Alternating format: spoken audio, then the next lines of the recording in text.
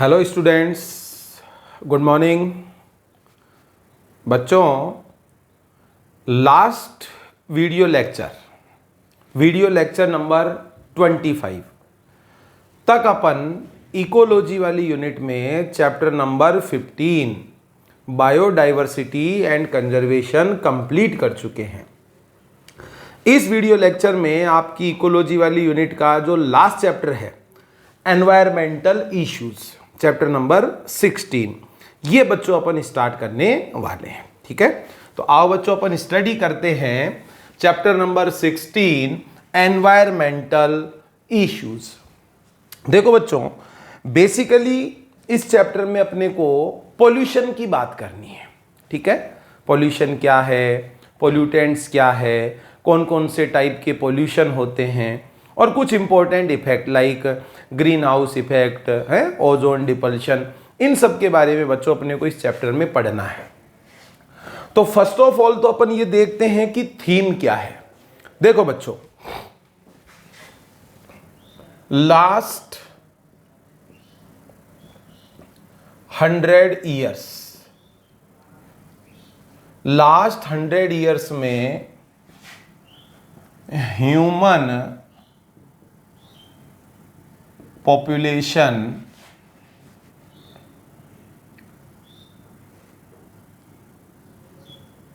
Rate of growth,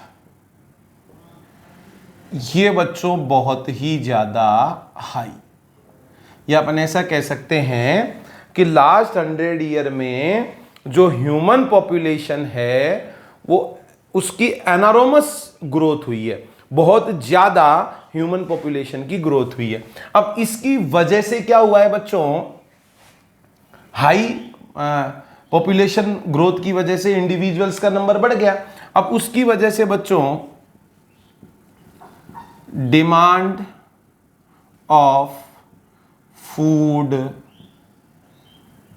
water, electricity, school,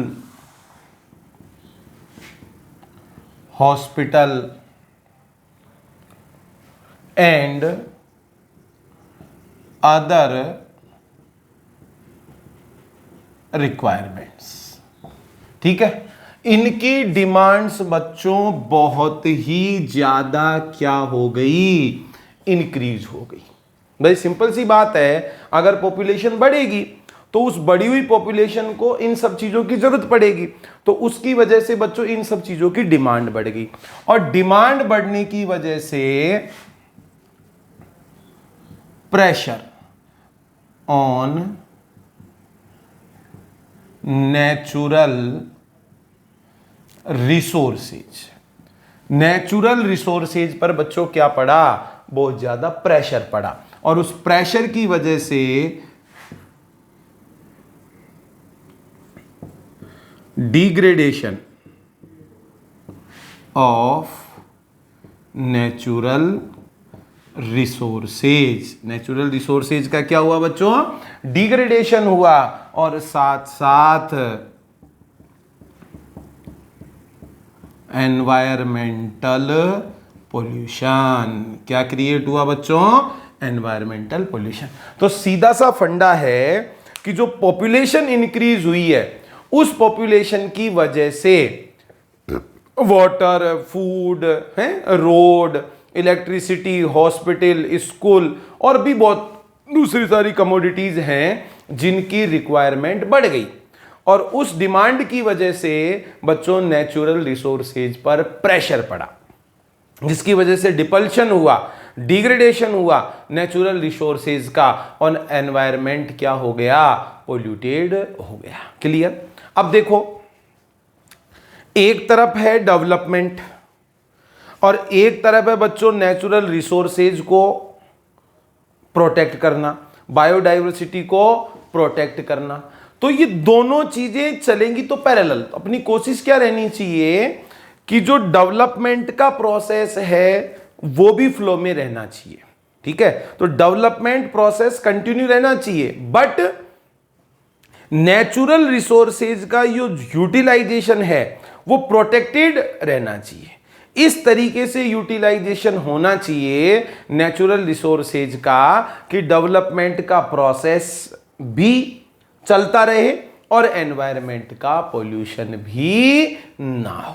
हमारी तरफ से ऐसी कोशिश की जानी चाहिए कि डेवलपमेंटल प्रोसेस को डिस्टर्ब किए बिना नेचुरल रिसोर्सेज को प्रोटेक्ट करते हुए एनवायरमेंटल पोल्यूशन को कम रखते हुए और अपन सरवाइव कर सकें, इस टाइप की कोशिश बच्चों अपने द्वारा की जानी चाहिए। Clear?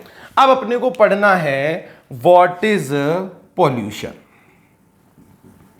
What is pollution? Pollution क्या होता है? तो सिंपली बच्चों अपन समझ सकते हैं, pollution is undesirable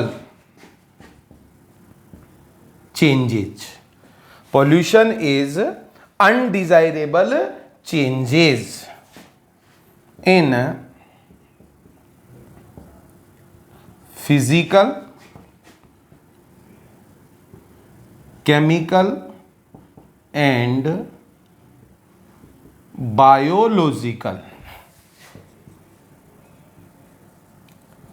characteristics of air, water and soil. Air, water and soil. तो देखो बच्चों, pollution is undesirable changes. Pollution क्या है बच्चों? अनडिजायरेबल चेंजेज हैं, ऐसे चेंजेज जो डिजायरेबल नहीं है, उन चेंजेज को हम चाहते नहीं है। तो पॉल्यूशन अनडिजायरेबल चेंजेज है किस में? Physical, chemical and biological properties of air, water and soil, या लैंड भी जैसे अपन मान लो कह सकते हैं। तो एयर, वाटर और सॉइल की फिजिकल, केमिकल और बायोलॉजिकल प्रॉपर्टीज में होने वाले जो अनडिजायरेबल चेंजेस हैं, उन्हीं को बच्चों क्या कहा जाता है? पॉल्यूशन कहा जाता है। बिल्कुल क्लियर है?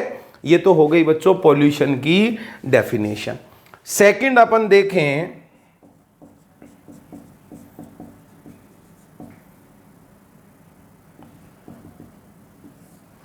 पोल्यूटेंट्स। अब पोल्यूटेंट्स क्या है? These are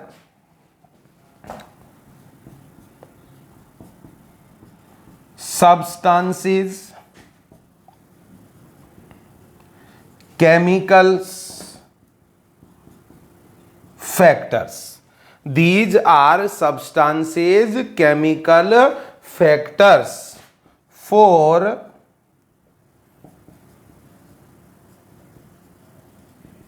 responsible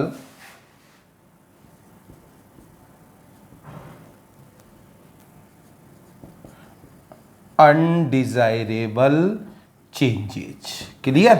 जो ये सॉइल, एयर और वाटर की प्रॉपर्टीज में अनडिजायरेबल चेंजेज होते हैं, इनके लिए रेस्पॉन्सिबल जो भी सब्सटेंस हैं, जो भी केमिकल हैं, जो भी फैक्टर हैं, उन सबको बच्चों क्या कहा जाएगा? पोल्यूटेंट्स। तो बिल्कुल क्लियरली आपके हो जाना चाहिए कि एक तो पोल्यूशन क्या होता है और दूसरे पोल्यूटेंट्स क्या होते हैं। ठीक है? अब बच्चों बेसिकली जो पोल्यूशन है, उस पोल्यूशन को अपन टू ब्रॉड कैटेगरीज में डिवाइड कर सकते हैं। एक नेचुरल पोल्यूशन और दूसरा होता है बच्चों मैन मेड और एंथ्रोपोजेनिक टाइप का पोल्यूशन। तो ये क्या होते हैं, इनके बारे में अपन और पढ़ते हैं। यहां तक की कहानी क्लियर है?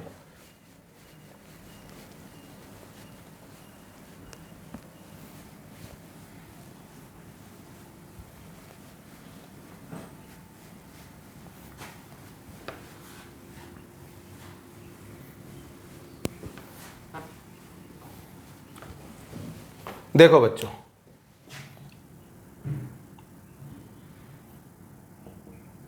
Pollutions, types of pollution,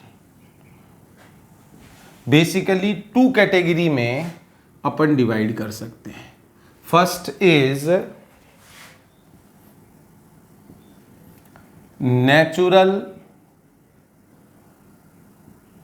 pollution and second is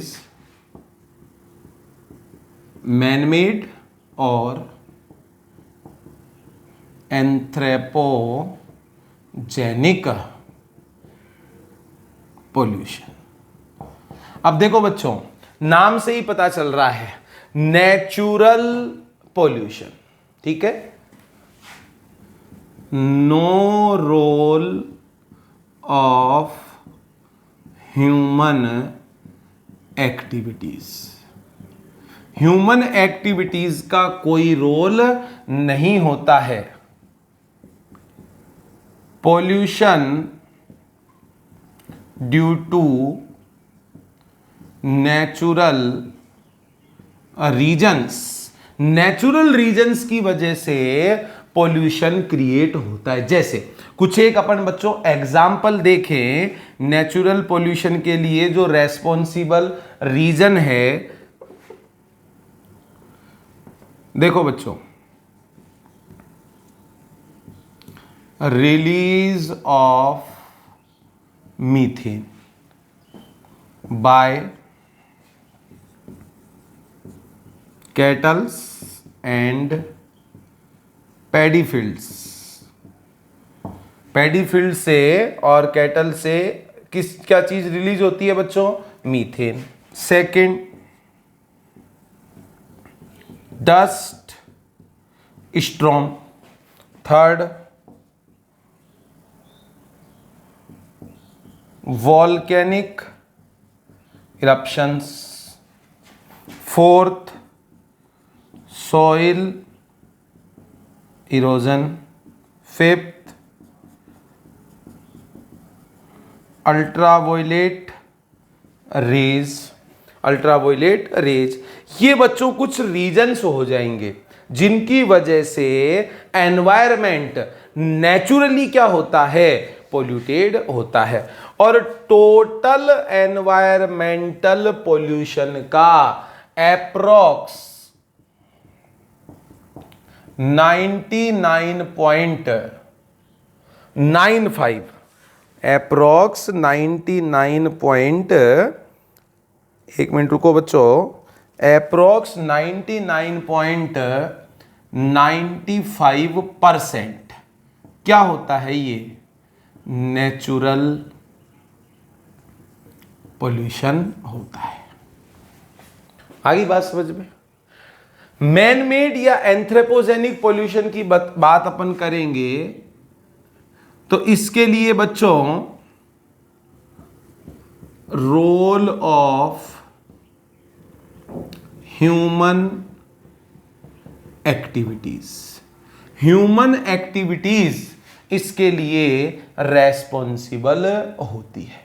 human activities जो है वो बच्चों इसके लिए रेस्पॉन्सिबल। खूब सारे कारण हैं, माइनिंग जैसे अपन मान सकते हैं, लोकोमोटिव्स, ऑटोमोबाइल वगैरह जैसे मान लो, इंडस्ट्रीज है, थर्मल पावर प्लांट है, मार्केट गार्बेज जैसे मान सकते हैं अपन, डोमेस्टिक वेस्ट जैसे अपन मान सकते हैं, सीवेज है, बहुत सारी चीजें हैं,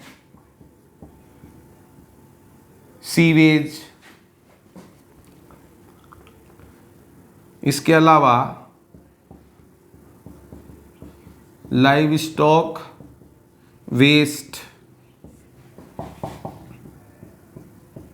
मार्केट गार्बेज, माइनिंग, ठीक है, ये सब चीजें रेस्पॉन्सिबल हो जाएगी मैनमेड या एंथ्रोपोजेनिक पोल्यूशन के लिए। अब ये बच्चों approx 0.05% of total pollution, total जो पोल्यूशन है उसका 0.05% तक ही क्या होता है बच्चों? मेन मेड पोल्यूशन होता है, लेकिन क्वाइट हार्मफुल। ये जो पोल्यूशन है ये बच्चों नेचुरल पोल्यूशन के कंपेयर में ज्यादा हार्मफुल होता है, ज्यादा नुकसानदायक होता है। क्लियर? तो बेसिकली जो पोल्यूशन है वो 2 कैटेगरीज में डिवाइड किया जा सकता है, नेचुरल पोल्यूशन और मैन मेड पोल्यूशन। ठीक है, natural pollution most of pollution का पार्ट है, लेकिन ये नुकसानदायक कम है। जो एंथ्रोपोजेनिक पोल्यूशन है अप्रोक्स 0.05% तक ही होता है, लेकिन इसके कंपेयर में ये ज्यादा हार्मफुल होता है। अब अपन बात करते हैं बच्चों टाइप्स ऑफ पोल्यूटेंट्स। ठीक है, उससे पहले एक चीज आपको और ध्यान रखनी है, इंडियन गवर्नमेंट ने, ध्यान से समझना बच्चों,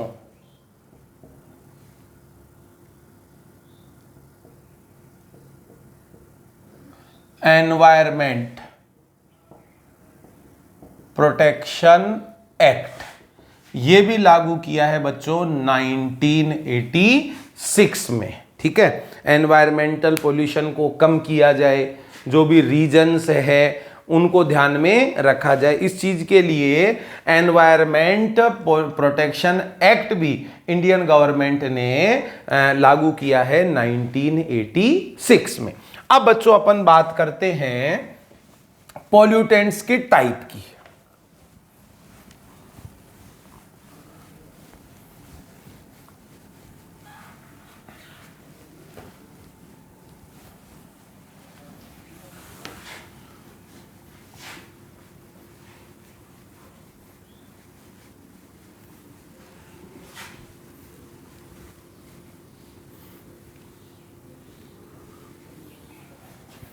देखो बच्चों,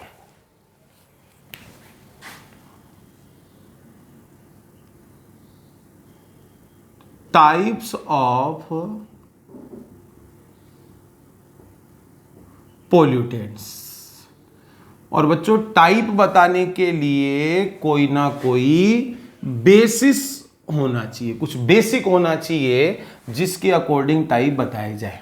तो सबसे पहले अपन ध्यान देंगे on the basis of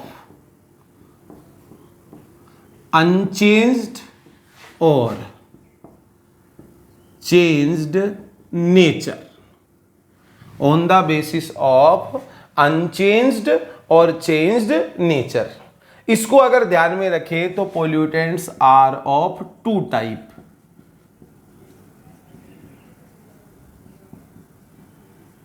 primary pollutants and secondary pollutants. Pollutants are of 2 types on the basis of unchanged और चेंज्ड नेचर। ठीक है, first is primary and second is secondary. अब देखो प्राइमरी पोल्यूटेंट्स किन को कहेंगे? pollutants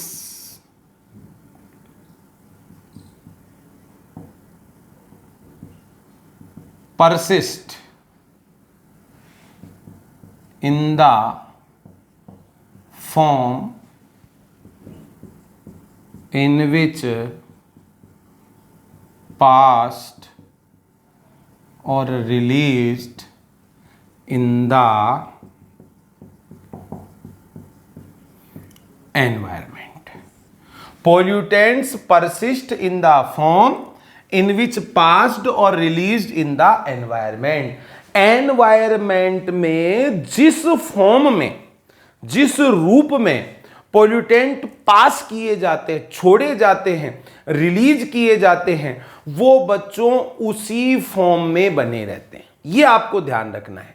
पोल्यूटेंट जिस form में पास किया जाएगा, जिस फॉर्म में रिलीज किया जाएगा एनवायरनमेंट में, वो उसी फॉर्म में बना रहेगा। अगर ऐसा पोल्यूटेंट है तो बच्चों उसको प्राइमरी पोल्यूटेंट कहेंगे। ओके, एग्जाम्पल जैसे अगर अपन देखें बच्चों प्राइमरी पोल्यूटेंट्स के, लाइक DDT, CO2, SO2, ये सब बच्चों किसके एग्जाम्पल हो जाएंगे? प्राइमरी पोल्यूटेंट्स के। Next secondary pollutants, these pollutants formed by chemical reactions between primary pollutants. These pollutants formed by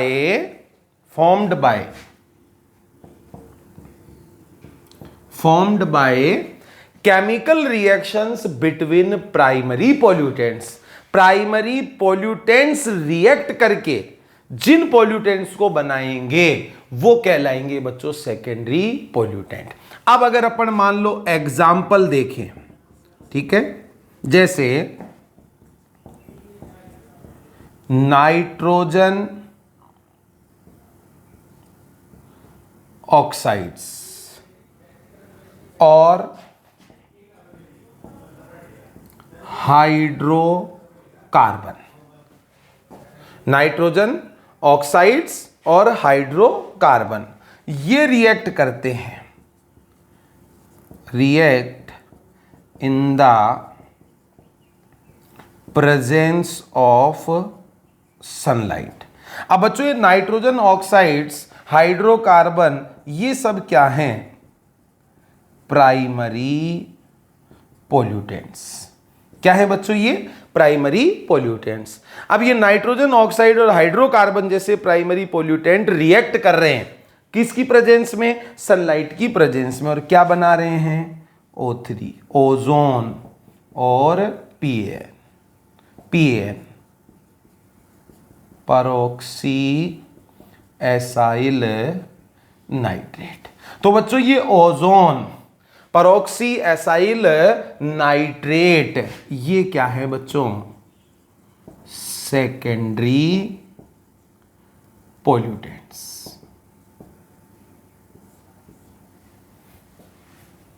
आगे बात समझ में? तो प्राइमरी पोल्यूटेंट्स रिएक्ट करके बनाते हैं सेकेंडरी पोल्यूटेंट्स। एग्जाम्पल बच्चों अपन ने देख लिया, जैसे नाइट्रोजन के ऑक्साइड्स और हाइड्रोकार्बन सनलाइट की प्रेजेंस में रिएक्ट करके बनाते हैं ओजोन और PN, परऑक्सी एसाइल नाइट्रेट, जो कि सेकेंडरी पोल्यूटेंट। अब बच्चों ये जो सेकेंडरी पोल्यूटेंट होते हैं more harmful compare to primary pollutant. Primary pollutant के कंपेयर में सेकेंडरी पोल्यूटेंट जो होते हैं ये बच्चों ज्यादा हार्मफुल होते हैं। और ये जो इनहेंस इफेक्ट है,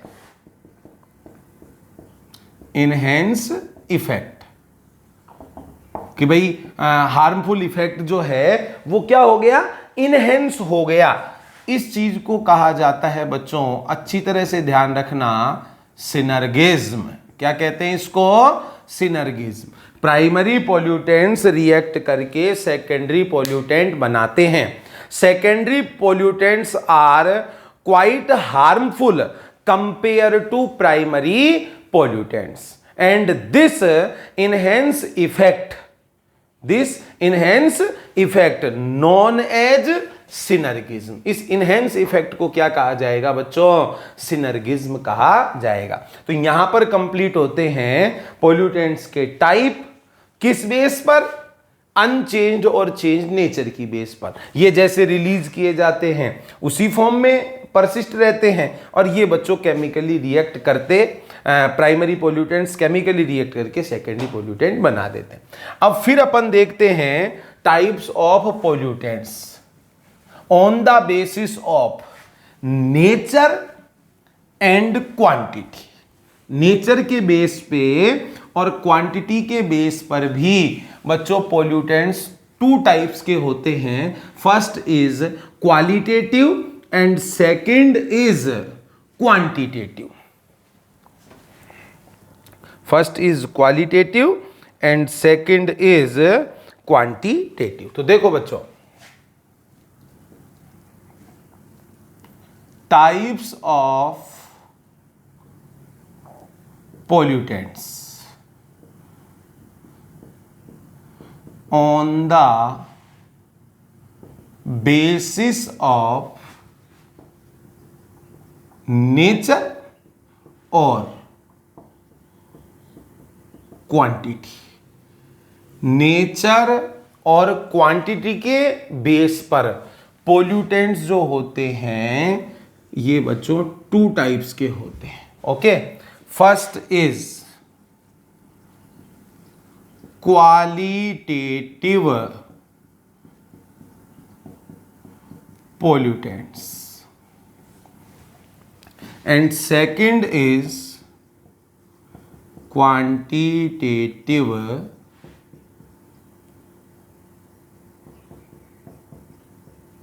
pollutants. First is qualitative pollutants and second is quantitative pollutants. देखो बच्चों, क्वालिटेटिव पोल्यूटेंट्स की बात करेंगे, हार्मफुल प्रोडक्ट, माना कोई हार्मफुल प्रोडक्ट है, harmful product act as a pollutant due to their nature. ध्यान से समझना बच्चों, कोई हार्मफुल प्रोडक्ट है जो एक्ट एज ए पोल्यूटेंट, कैसे काम कर रहा है, एज ए पोल्यूटेंट की जैसे काम कर रहा है। वो किस वजह से, अपनी नेचर की वजह से। तो कोई केमिकल या कोई भी प्रोडक्ट है जो अपनी नेचर की वजह से एज ए पोल्यूटेंट काम कर रहा है, वो बच्चों क्या होगा, क्वालिटेटिव पोल्यूटेंट होगा। ध्यान देंगे, these pollutants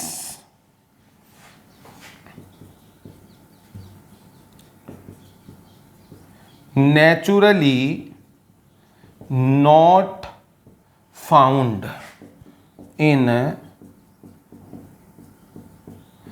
environment. These pollutants naturally not found in environment but added in environment due to human activities.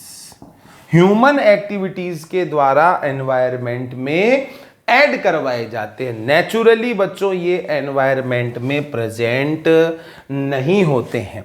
Example जैसे अगर मान लो अपन देखें, लाइक डीडीटी है,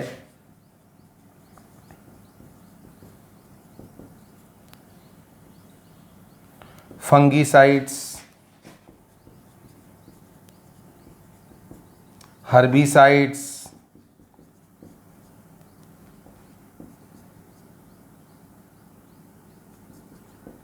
इंसेक्टिसाइड्स एटसेट्रा।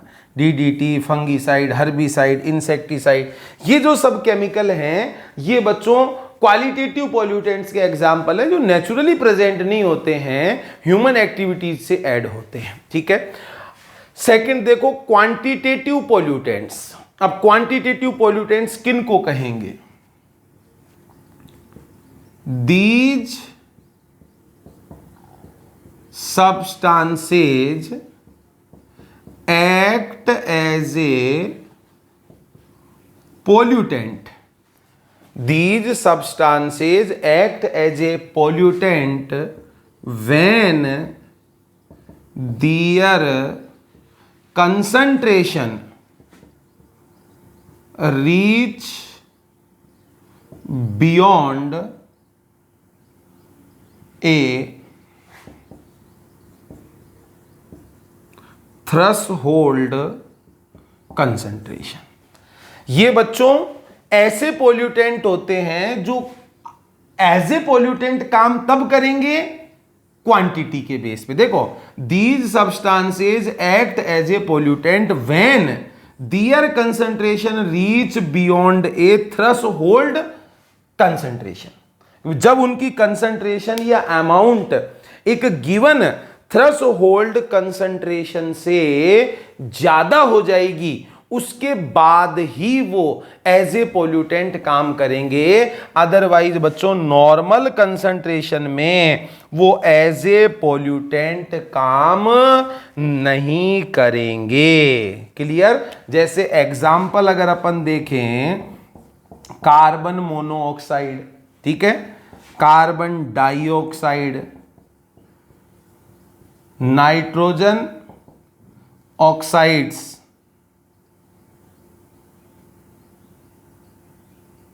ये सब बच्चों क्या है?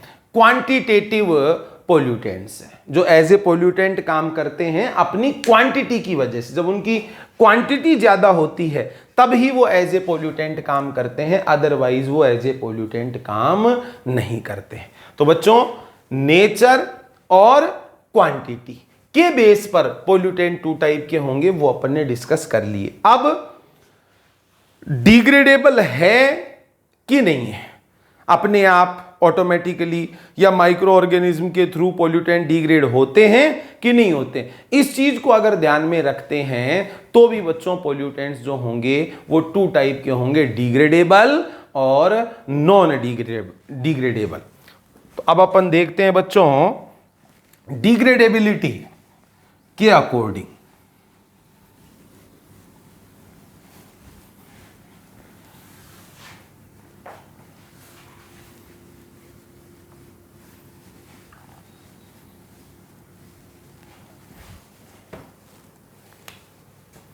Types of pollutants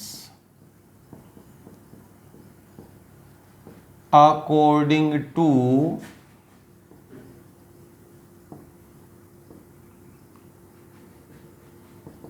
degradability. According to degradability, pollutants are of 2 types. First is degradable pollutants and second is non degradable pollutants. First is degradable pollutants and second is non degradable pollutant. अब देखो बच्चों terminology से ही पता चल रहा है degradable किनको कहेंगे,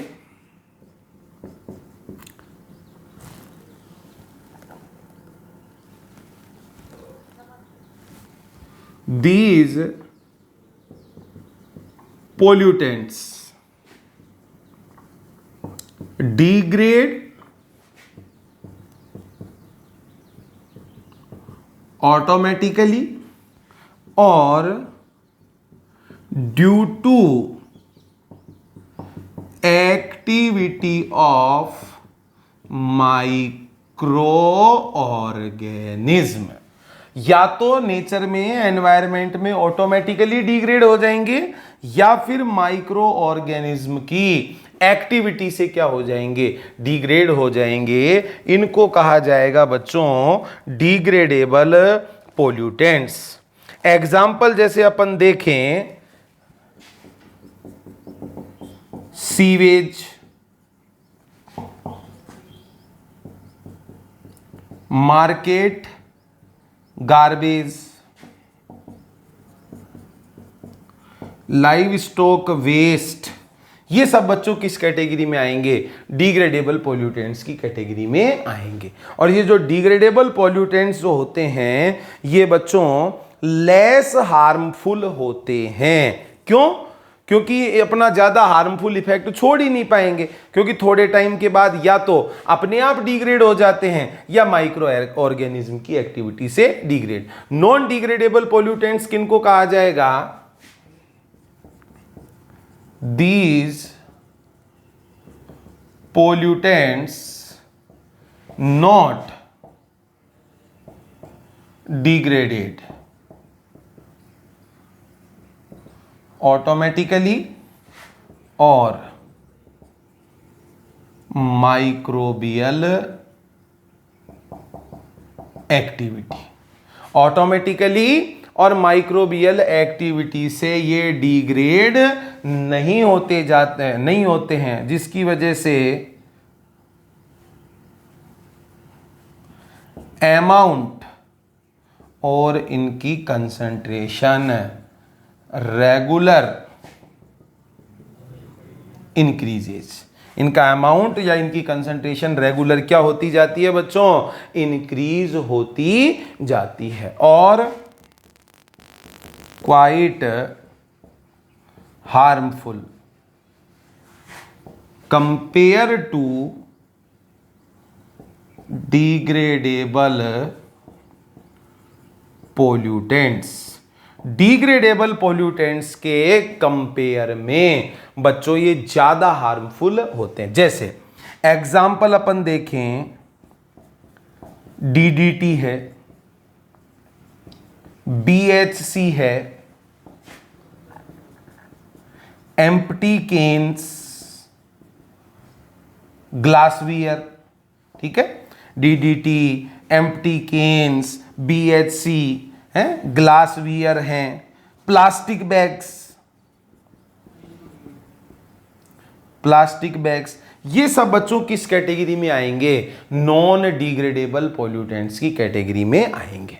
तो बच्चों चेंज्ड और अनचेंज्ड नेचर के बेस पे अपन ने पोल्यूटेंट्स के टाइप देख लिए।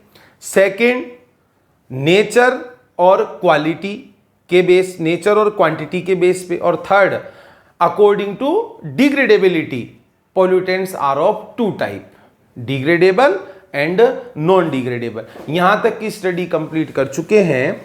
अब अपन पढ़ेंगे बच्चों टाइप्स ऑफ पोल्यूशन या काइंड्स ऑफ पोल्यूशन। और फर्स्ट ऑफ ऑल अपनी बुक के अंदर दिया हुआ है बच्चों air pollution.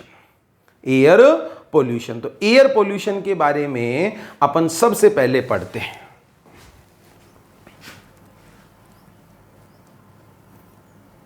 Different types of pollution.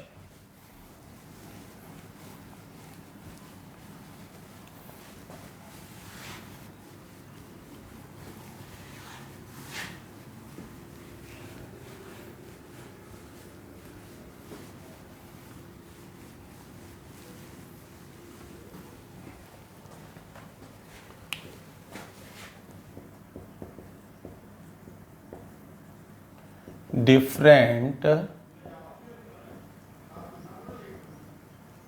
Kinds of pollution. और फर्स्ट इसमें बच्चों अपने को पढ़ना है एयर पोल्यूशन। सबसे पहले अपने को क्या पढ़ना है बच्चों?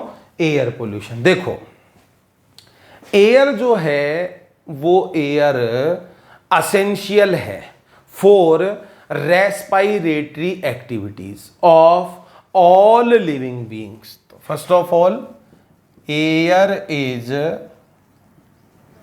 essential for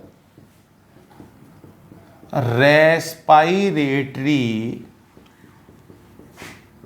activities of all living beings। All living beings की रेस्पायरेटरी एक्टिविटीज के लिए एयर रेस्पॉन्सिबल है, या ऐसे मान लो असेंशियल है। पोल्यूटेड एयर, पोल्यूटेड एयर जो होती है इसकी वजह से harmful effect on plants and animals. Polluted air की वजह से बच्चों हार्मफुल इफेक्ट होता है प्लांट और एनिमल्स पर, ठीक है। रेस्पायरेटरी एफिक्शंस जैसे आ सकते हैं, इन्फ्लामेशन। अगर एनिमल्स की अपन बात करें, एनिमल्स में रेस्पायरेटरी एफिक्शंस, ठीक है। Damage of lungs, lungs damage हो सकते हैं। इन्फ्लामेशन जैसे हो सकता है। अगर प्लांट्स की अपन बात करें, ठीक है, तो ग्रोथ रिटार्टेड। इनकी ग्रोथ क्या हो सकती है बच्चों? रिटार्टेड हो सकती है। Effect on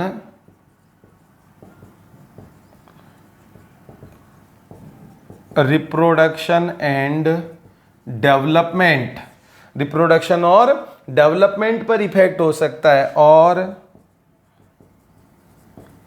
pre mature death, जो प्लांट है उस प्लांट की प्री मैच्योर डेथ भी हो सकती है।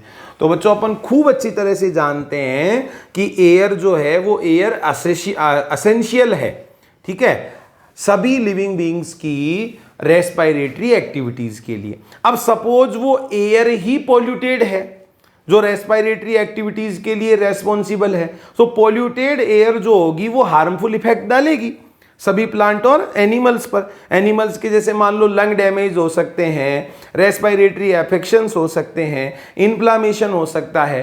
प्लांट के केस में देखें तो उनकी ग्रोथ रिटार्टेड हो जाएगी, रिप्रोडक्शन और डेवलपमेंट प्रोसेस अफेक्ट होगा, इवन इमैच्योर डेथ भी हो सकती है। किसकी? प्लांट की।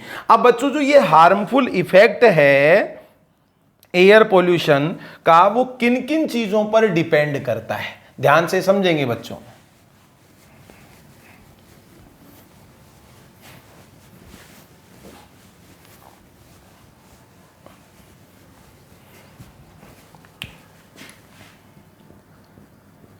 harmful effect of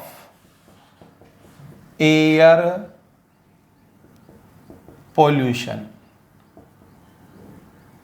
depends on, harmful effect of air pollution depends on, first is concentration of pollutants। जो भी पोल्यूटेंट्स है जो एयर को पोल्यूटेट कर रहा है, उस पोल्यूटेंट की कंसंट्रेशन कितनी है, कम अमाउंट में है कि ज्यादा अमाउंट में है। Second,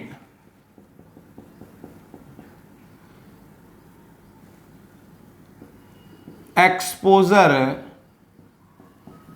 time period. Exposure time period कितना है कि जो पोल्यूटेंट होता है वो पोल्यूटेंट अपने आप को कब एक्सपोज कर पाता है, एक्सपोजर पीरियड कितना होता है। हो सकता है किसी पोल्यूटेंट्स की वजह से किसी प्लांट पे या किसी एनिमल पर इफेक्ट देरी से दिखता हो और किसी पर इफेक्ट जल्दी दिख जाता हो। तो ये हार्मफुल जो इफेक्ट होता है एयर पोल्यूशन का, वो एक्सपोजर टाइम पीरियड पर भी डिपेंड करता है। और third is types of organism. Organism का टाइप कौन सा है। अभी जैसे कार्बन डाइऑक्साइड की अगर अपन बात करते हैं तो कार्बन डाइऑक्साइड मान लो अपने लिए हार्मफुल है, लेकिन उसी कार्बन डाइऑक्साइड को यूज लेकर प्लांट फोटोसिंथेसिस भी कर लेते हैं, नहीं? तो ऑर्गेनिज्म का टाइप कैसा है, ऑर्गेनिज्म टू ऑर्गेनिज्म भी वेरी करेगा कि कौन सा पोल्यूटेंट है वो नुकसान पहुंचा रहा है या नहीं पहुंचा रहा। ये चीज आपको बहुत अच्छी तरह से ध्यान रखनी है कि हार्मफुल इफेक्ट जो होगा वो एयर पोल्यूशन का, वो किन किन बातों पर डिपेंड करता है। Concentration of pollutants, exposure time और टाइप्स ऑफ ऑर्गेनिज्म। अब बच्चों कोज क्या क्या है, कोजेज, रीजन क्या क्या है। कोजेज ऑफ एयर पोल्यूशन, तो देखो बच्चों सिंपली समझो, जो थर्मल पावर प्लांट्स हैं उनके smoke stacks, smoke stacks of thermal power plants, smoke stacks of thermal power plants and many industry, ये बच्चों क्या रिलीज करते हैं, release particulated matter and harmful gases with normal gases. ठीक है, स्मोक स्टोक जो होते हैं थर्मल पावर प्लांट के और कई इंडस्ट्री के जैसे एग्जॉस्ट की अगर बात करें तो पार्टिकुलेटेड मैटर और हार्मफुल गैसेज रिलीज करते हैं नॉर्मल गैसेज के साथ साथ। सेकंड,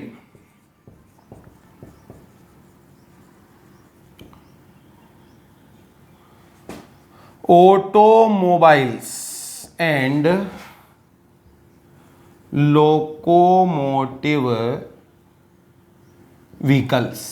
ठीक है, इनका जो एग्जॉस्ट होता है उसमें स्मोक से हाइड्रोकार्बन वगैरह, CO2, सल्फर डाइऑक्साइड, ऐसी चीजें रिलीज होती है। नंबर 3, कंप्लीट और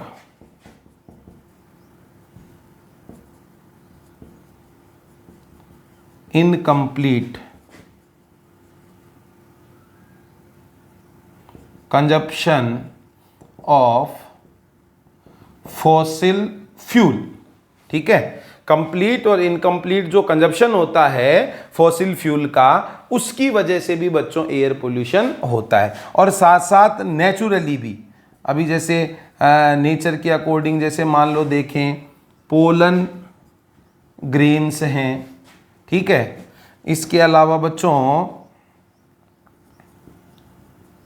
सैंड स्ट्रॉम है। ठीक है, इन सब की वजह से भी बच्चों एयर क्या होती है, पोल्यूटेड होती है। तो ये कुछ कॉज हो जाएंगे, रीजन हो जाएंगे एयर पोल्यूशन के। अब एयर पोल्यूशन से कैसे कैसे बचा जा सकता है, protection, prevention from air pollution. 2-3 method बच्चों अपनी बुक के अंदर दिए। फर्स्ट जैसे दिया हुआ है इलेक्ट्रोस्टैटिक प्रेसिपिटेटर, ध्यान से समझना कैसे अपन उसको प्रिवेंट करें, कैसे कम करें, कैसे रोकथाम कर सकते हैं। फर्स्ट दिया हुआ है इलेक्ट्रोस्टैटिक प्रेसिपिटेटर, सेकंड दिया हुआ है बच्चों स्क्रबर, और थर्ड दिया हुआ है कैटालाइटिक कन्वर्टर। तो इलेक्ट्रोस्टैटिक प्रेसिपिटेटर, स्क्रबर और कैटालाइटिक कन्वर्टर, इनका यूज लेकर अपन एयर पोल्यूशन को रिड्यूस कर सकते हैं, घटा सकते हैं। और ये सब चीजें बच्चों अपन नेक्स्ट वीडियो लेक्चर में डिस्कस करेंगे। Thank you.